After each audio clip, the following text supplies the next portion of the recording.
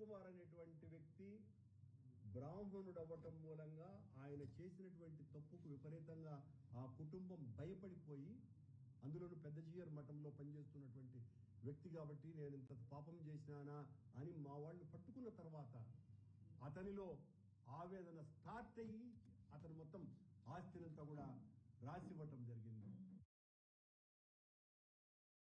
ఇక్కడ మేము చేసినటువంటి తప్పేముంది? మా వాళ్ళు తప్పు చేసినట్టు రెడీ అంటున్నా. మళ్ళీ ఇక్కడే చెప్తున్నాను నేను. దేనికైనా కూడా మాకు దేవుడి పట్ల పాపభీతి ఉంది, చిత్తశుద్ధి ఉంది, భక్తి ఉంది. కనుకనే నిజాయితీగా పారదర్శకంగా చట్టాలు నిబంధనల ప్రకారం వ్యవహరించినారు మా అధికారులు ఆనాడును. కానీ మీరు మా మీద బురద చల్లటానికి దాన్ని అస్త్రంగా వాడుకునేటువంటి ప్రయత్నం చేసి విఫలమైనారు. రేపైనా మీరు విఫలమయ్యేదే. సిబిఐ ఎంక్వైరీ వేసినా విఫలమవుతారు. కాకపోతే అప్పుడు లోకానికంతా తెలిసిపోతుంది, మరే ఈ కూటమి వాళ్ళు కావాలనే ఈ రకమైనటువంటి విమర్శలు చేస్తూ కాలం గడుపుకుంటూ పబ్బం గడుపుకుంటున్నారు అన్నటువంటి విషయం. మాకే ఒకవేళ అలాంటి దుష్ట ఆలోచన మీలాంటిదే ఉండి ఉంటే చంద్రబాబు గారు, లోకేష్ గారు, బిఆర్ నాయుడు గారు ఆ పట్టుకున్నప్పుడు చంద్రబాబు హయాంలో ఇదంతా జరిగింది అని మేము వాడుకొని ఉండొచ్చు కదా. ఇంతకంటే ఏం కావాలండి? చంద్రబాబు సమయంలోనే ఇతను 100 కోట్లు పైన ఆర్జించినాడు అని మేము రాజకీయ ప్రేరితమైనటువంటి ప్రకటన చేశామా? చట్ట ప్రకారం నడుచుకున్నామా? మా స్వార్థానికి వెంకటేశ్వర స్వామి క్షేత్రాన్ని చంద్రబాబు మీద దాడికి ఉపయోగించినామా? ఇంతకంటే రుజువు ఏమన్నా ఉందా?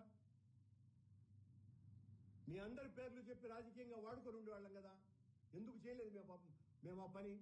కారణం మాలో ఉన్నటువంటి భక్తి. మీలో భక్తి ఏ కోశానా లేదు కనుకనే మీరు మా మీద నిందలు వేస్తున్నారు.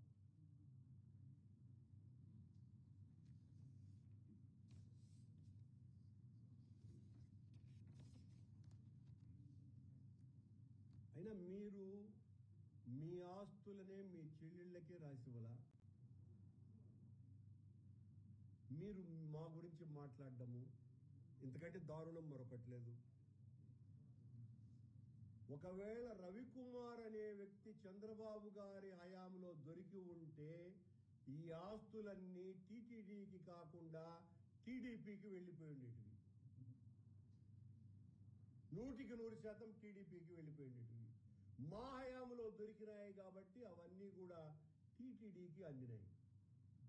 ఇది మాకు వారికి ఉన్నటువంటి తేడా. మళ్ళీ మరొకసారి నేను మీ ద్వారా ప్రభుత్వానికి విజ్ఞప్తి చేస్తున్నా, మా మీద పడి మాట్లాడితే ఉపయోగం లే. దానికి సిబిఐ చేతనే ఎంక్వైరీ చేయించమని డిమాండ్ మరొక్కసారి చేస్తూ, నిన్న అంటే 19వ తారీఖున ఒక సంఘటన జరిగింది కొండ మీద. బెంగళూరులో సాఫ్ట్వేర్ ఉద్యోగం చేసే విందేశ్వి మీనన్ అనే వ్యక్తి ఒక నలుపు రంగు బొలెరోలో వచ్చి ఆయన వాహనాన్ని పెట్టి మరొక కారును తీసుకొని, బాడుగ కారుని వెళ్ళినాడు. ఇది టికెట్లు కొనటానికి. అతను తిరిగి మళ్లీ వచ్చే లోపల ఆ బొలెరో అద్దాన్ని పగలగొట్టి ఆ లోపల ఉండే వస్తువును పట్టుకున్నారు, ఎత్తుకొని వెళ్ళిపోయినాడు దొంగ.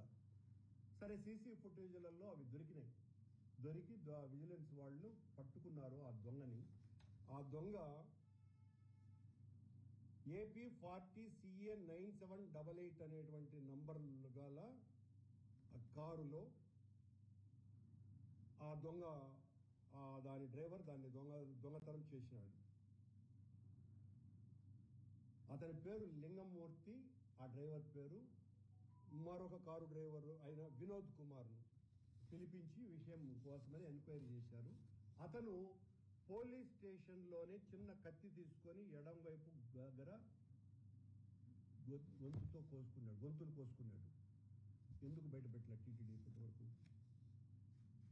19వ తారీఖు జరిగినటువంటి సంఘటన ఇది. 108 అంబులెన్స్లో అశ్విని హాస్పిటల్లో చేర్పించారు అతన్ని. మరి ఆ సీసీ ఫుటేజీలన్నీ బయటికి రావాలి కదా, అతను గొంతు కోసుకున్నటువంటి సీసీ ఫుటేజీలన్నీ బయటికి రావాలి కదా. అదేమీ లేదని కూడా చెప్పగలరులే, కానీ రిపోర్ట్ నా దగ్గర స్పష్టంగా ఉంది. ఇది మీ నిర్వాకం.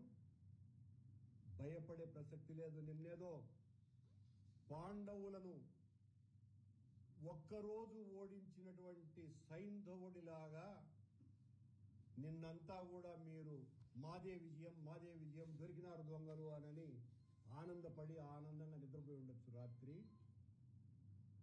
పాండవులను సైంధవుడు ఒక్కరోజే ఓడిస్తాడు అన్న విషయాన్ని గుర్తు చేసుకొని మీ మీద పోరాటం అన్నది ఈ దివ్య ధామం కోసమని, ఆ దివ్య మంగళమూర్తి యొక్క ఔన్నత్యం కోసమని, వెంకటేశ్వరుని యొక్క పవిత్ర పతాకాన్ని అనునిత్యము మోస్తూ ఆ భగవద్ధ్వజాన్ని మరింత లోతుగా పదునుగా నాటటానికి ఆ వెంకటేశ్వర స్వామి సేవకులంగా నిరంతరము మీరు చేస్తున్నటువంటి తప్పులను ఎత్తి చూపుతూనే ఉంటాము అని మరొక్క మారు తెలియజేస్తూ ఛాలెంజ్ విసురుతున్న సిబిఐ ఎంక్వైరీకి సిద్ధం కండి.